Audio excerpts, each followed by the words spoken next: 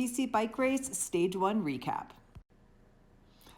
Yeah, I'm a little nervous. Okay, it's day one of the BC Bike Race, and got a little nerves and not really sure how to manage this start. We get to self-select into waves, and there are 25 people starting, and what's so crazy is the first like 3.5 miles is like on a pedestrian path and it's untimed, and then we hit the time part of the course today. So I'm just not totally sure if I should go in the first or second wave, and if people start racing before the time section, if I should just go with them, or if I should really stick to my guns and manage my effort, which is kind of how I'm leaning, is using that as a warm-up. Because the first climb, it's mostly a green trail and it's got a lot of good passing opportunities, so I can hopefully move myself into a good place. But yeah, I pre-rode yesterday and the trail is so fun. I didn't ride all of stage one, but the climb is lovely. Well, the first climb, and the descent, oh my gosh, we hit this black diamond section that's on the course. It's called like rock drop. And yeah, it's so full of rock drops, and they're big on a little cross-country race bike, and they're sharp and precise, and holy cow, it's gonna be a day of having a lot of fun out there because it's such good riding, but not flatting, not making stupid choices. Yeah, and like some big ladies are here, so it's gonna be a super fun race. Emily Batty, and I can't remember her teammate's name, but they're both here. I've seen Haley Hunter-Smith. I suspect some other World Cup Canadian riders are here as well. So yeah, it's gonna be, well, I'm hoping to learn a lot. Like, those ladies are super experienced, and yeah, hopefully I can learn a lot from them, but still do what I know is right for me. So yeah, quick look at what stage racing warm-up looks like. Hold on, let me flip my camera around. The dirtbag racer life. That's my friend Payson. He lives in Bellingham. He is warming up in between our vans because we're camping. And yeah, not totally sure why he's warming up now, because we have to get in our start waves at 9:30 and stand around for half an hour. But I think it's helping his nerves. That's what I'm hoping. So yeah, I'll let you know how it goes. My homework. Another look at stage racing. That's kind of how I guesstimate what sort of calories I need. I super overestimated the time, or I hope I super overestimated the time the stages are going to take me. And then I always draw out the courses with some key information. I'll transfer this onto a sticker. Well, that's usually what I do. But here at BC Bike Race, they gave us cool stickers to put on the top tube of our bikes for every day. So that's what they did. Of course, it's all in kilometers. My brain just doesn't think in kilometers. Like, I can convert, but I know I'm going to be too brain dead to do that, so I just wrote the miles out. I am such an American. Staging. All right, the iconic start. We're ready, waiting to get into their waves. There's one. Yep, it's gonna be fun. It's gonna be fast. Did I say it's gonna be fun? It's gonna be fun. I know, it's pretty rad. And you know, just a little Haley Hunter-Smith action right there. Emily Batty over there. Yep, fast ladies. Fun. And how it went.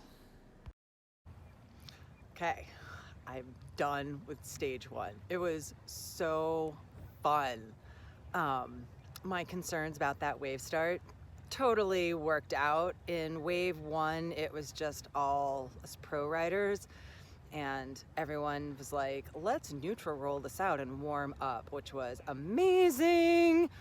And then when we got to the start finish, man, it got turned up. I decided to be very smart and let everyone go, which was really hard, but I was like, ride my race, and turned out to be great, because kind of as the first climb went on, which was, I don't know, maybe like 45 minutes of climbing to get up to the top, aid station 1, I kind of moved my way back into position, so that was great that I, in the end, didn't really end up far behind the ladies riding my pace up that climb, so good one sticking to my guns. And then got behind Emily and Mark, and they're riding as a duo. And that was a really good strategic move because I was like, I'm gonna have a really good wheel to follow on those descents. And those 2 Black Diamond descents were freaking spicy. So fun though.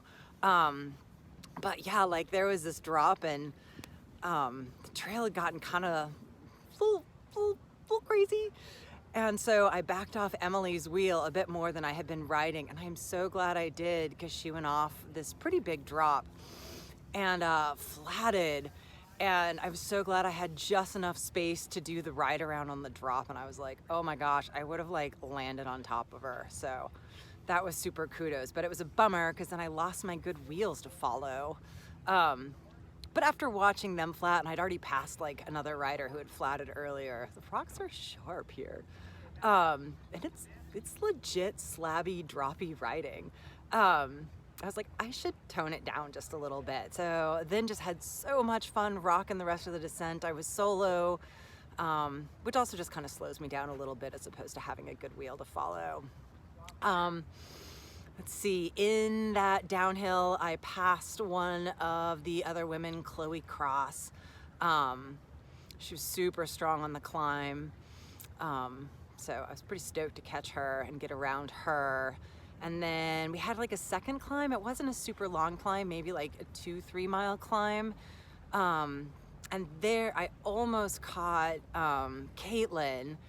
And it was actually pretty awesome because this guy came up behind me and wanted to get around, and so I'd been kind of stealthy catching up to Caitlin for quite a while. And she saw me when that happened, and she took off like a rocket, and I was so stoked. I just let her go. I was like, I'm gonna let her burn that match, and I'm gonna sit here and it's gonna be excellent. And so she super accelerated. I just hung out, kept doing my thing, rocked the last descent solo, which was fine. And I'm pretty sure I came across the finish line in 4th, which was pretty awesome.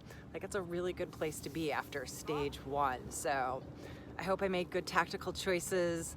I did burn some matches staying with Emily and Mark in the middle of the 2 big Black Diamond descent sections. There was kind of this punchy traversy stuff. Definitely burned some matches there, but I thought it was worth it to have a good wheel to follow. Of course, then my good wheel flatted, but whatever. It was such a good day. I had so much fun. The trails were excellent, and the weather was really nice and warm today, way warmer and nicer than it was supposed to be.